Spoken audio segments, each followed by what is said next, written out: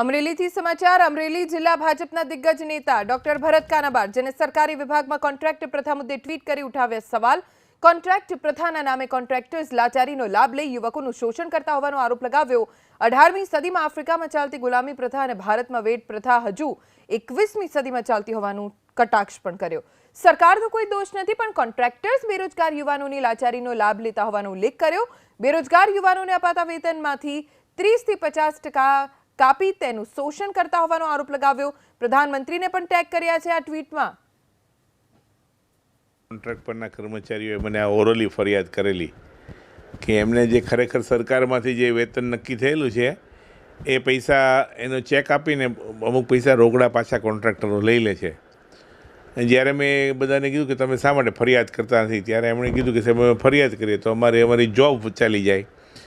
પછી મેં આ પ્રશ્નની ડિટેલમાં તપાસ કરી તો લગભગ બધી જગ્યાએ આ પરિસ્થિતિ પ્રવર્તી રહી છે। સાથે સાથે ઘણા કિસ્સામાં એણે ઈપીએફ પણ જમા કરાવવાનું હોય છે, એ પણ જમા કરાવતા નથી।